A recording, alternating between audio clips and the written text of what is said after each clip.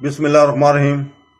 بہنوں، بھائیوں، دوستوں اور بزرگوں، آج ہم تفسیر پیش کر رہے ہیں سورہ النساء کی آیت نمبر 29، 30، 31 اور 32 کی۔ اس کی تلاوت اور ترجمہ انگلش اور اردو میں صبح ہو چکا ہے، پاکستانی ٹائم کے مطابق 6 بجے۔ سورہ النساء کی آیت نمبر 29 میں اللہ تعالیٰ فرماتا ہے، جس کا ترجمہ ہے: اے ایمان والو، باطل طریقے سے آپس میں ایک دوسرے کے مال نہ کھاؤ، البتہ یہ ہو کہ تمہاری باہمی رضامندی سے تجارت ہو اور اپنی جانوں کو قتل نہ کرو، بے شک اللہ تم پر مہربان ہے۔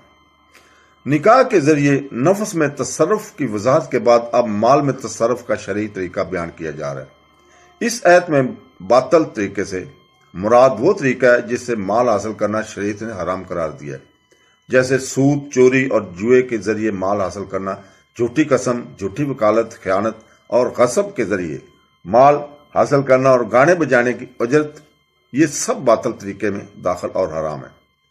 یوں ہی اپنا مال باطل طریقے سے کھانا یعنی گناہ، نافرمانی میں خرچ کرنا بھی اس میں داخل ہے۔ اسی طرح رشوت کا لین دین کرنا، ڈنڈی مار کر سودا بیچنا، ملاوٹ والا مال فروخت کرنا، قرض دبا لینا، ڈاکہ زنی، بھتہ خوری اور پرچیاں بیچ کر ہراساں کر کے مال وصول کرنا بھی اس میں شامل ہے۔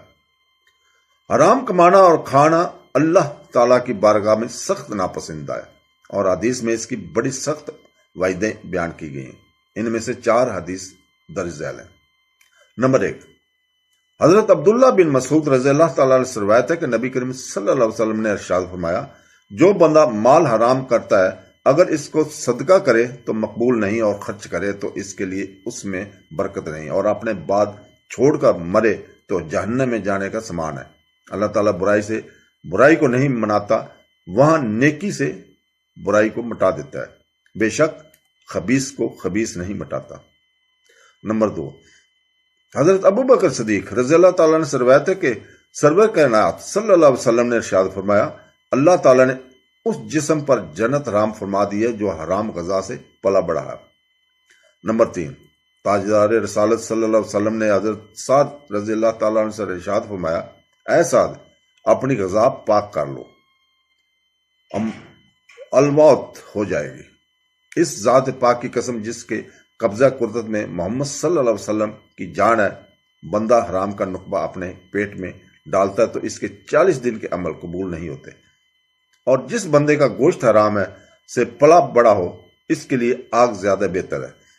نمبر 4، حضرت ابو ہریرہ رضی اللہ تعالیٰ عنہ فرماتے ہیں کہ سرور کائنات صلی اللہ علیہ وسلم نے ایک شخص کا ذکر کیا جو لمبا سفر کرتا ہے، اس کے بال پر گندا اور بدن غبار آلود ہے، اور وہ اپنے ہاتھ آسمان کی طرف اٹھا کر یا رب یا رب پکار رہا ہے، حالانکہ اس کا کھانا حرام، پینا حرام، لباس حرام اور غذا حرام ہو، پھر اس کی دعا کیسے قبول ہوگی؟ یعنی باہمی رضامندی سے جو تجارت کرتا ہو وہ تمہارے لیے حلال ہے۔ باہمی رضامندی کی قید سے معلوم ہوا کہ خرید و فروخت کی وہ تمام صورتیں جن میں فریقین کی رضامندی نہ ہو درست نہیں، جیسے اکثر ضبط شدہ چیزوں کی نیلامی کر خریدنا کہ اس میں مالک راضی نہیں ہوتا۔ یوں ہی کسی کی دکان، مکان، زمین یا جائیداد پر جبری قبضہ کر لینا حرام ہے۔ یاد رہے کہ مال کا مالک بننے کی تجارت کے علاوہ اور بھی بہت سے جائز اسباب ہیں، جیسے تحفے کی صورت میں وصیت یا وراثت میں مال حاصل ہو تو یہ بھی جائز مال ہے۔ تجارت کا بطور خاص اس لیے ذکر کیا گیا کہ یہ مالک بننے کی اختیاری صورت ہے۔ حدیث میں تجارت کے لیے بے شمار فضائل بیان کیے گئے ہیں۔ ان میں سے 4 حدیث درج ذیل ہیں۔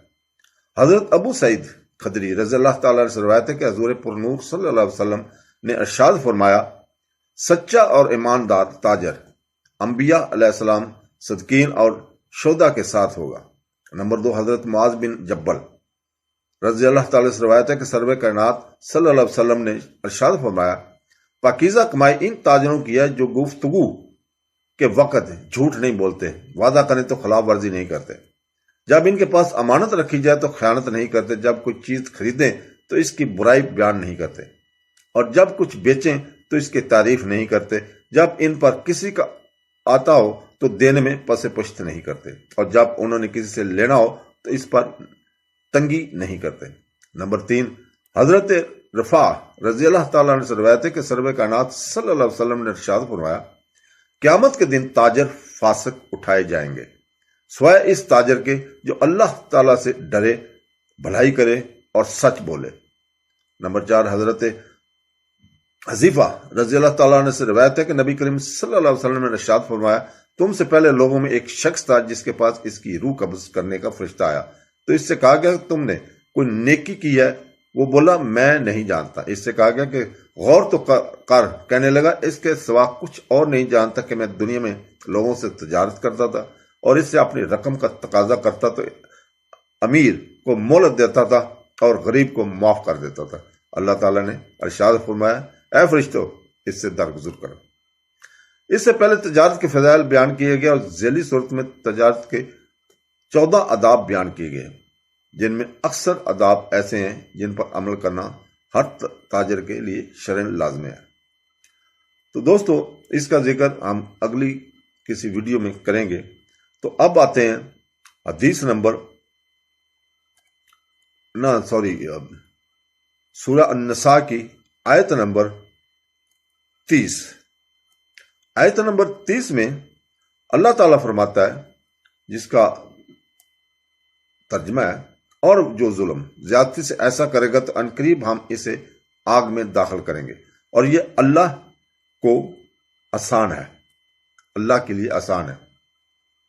تو دوستو یہاں ظلم و زیادتی کی قید اس لیے لگائی کہ جن صورت میں مومن کا قتل جائز ہے، اس صورت میں قتل کرنا جرم نہیں، جیسے مرتد کو سزا میں، یا قاتل کو قصاصے میں، یا شادی شدہ زانی کو سنسار کرنے میں، یا ڈاکو کو مقابلے میں، یا سزا میں، یا باغیوں کو لڑائی میں قتل کرنا، یہ سب حکومت کے لیے جائز ہے۔ بلکہ حکومت کو اس کا حکم ہے۔ قتل کے بارے میں مزید تفصیل سورہ مائدہ کی متعدد آیت کے تحت آئی گی۔ آیت نمبر 31 سورہ النساء میں اللہ تعالیٰ فرماتا ہے، جس کا ترجمہ ہے، اگر کبیرہ گناہوں سے بچتے رہو جن سے تمہیں منع کیا جاتا ہے تو ہم تمہارے دوسرے گناہ بخش دیں گے اور تمہیں عزت کی جگہ داخل کریں گے۔ اس سے پہلی آیت میں بعض کبیرہ گناہ کرنے پر وعید بیان کی گئی ہے۔ اس آیت میں کبیرہ گناہ سے بچنے پر صغیرہ گناہ بخشنے اور عزت کی جگہ داخل کرنے کا وعدہ کی ذکر کیا گیا ہے۔ کبیرہ گناہ کی تعریف یہ ہے کہ وہ گناہ جس کا مرتکب قرآن و سنت میں بیان کی گئی کسی خاص سخت وعید کے مستحق ہے۔ کبیرہ گناہ کے تعداد مختلف بیان کی گئی ہے، چنانچہ 7، 10، 17، 40 اور 700 تک بیان کی گئی ہے۔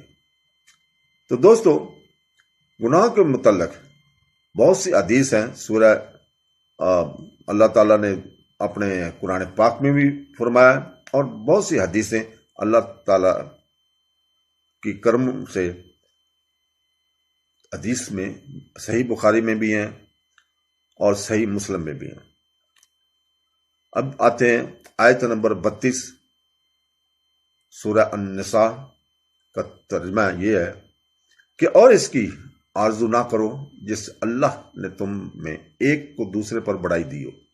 مردوں کے لیے ان کی کمائی سے حصہ ہے اور عورتوں کے لیے ان کی کمائی سے حصہ، اور اللہ سے اس کا فضل مانگو، بے شک اللہ سب کچھ جانتا ہے۔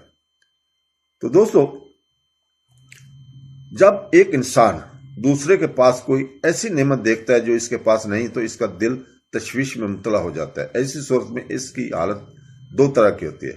وہ انسان یہ تمنا کرتا ہے کہ یہ نعمت دوسرے سے چھین لے اور مجھے حاصل ہو جائے، یہ حسد ہے، اور حسد مذموم اور حرام ہے۔ دوسرے سے نعمت چھین جانے کی تمنا نہ ہو، بلکہ یہ آرزو ہو کہ اس جیسی مجھے بھی مل جائے، اسے خبت کہتے ہیں، یہ مذموم ہے۔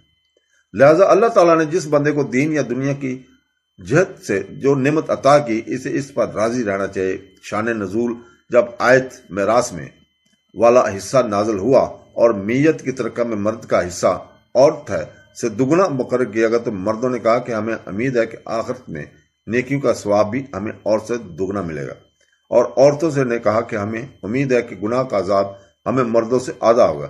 اس پر یہ آیت نازل ہوئی اور اس میں بتایا کہ اللہ تعالیٰ نے جس کی فضیلت دی وہ عین حکمت ہے، بندے کو چاہیے کہ وہ اس کی قضا پر راضی رہے۔ تو دوستو اللہ تعالیٰ ہمیں قرآن پڑھنے، تفسیر پڑھنے اور حدیث پڑھنے اور اس کے اوپر عمل کرنے کی توفیق عطا فرمائے۔ آمین ثم آمین۔ اللہ حافظ۔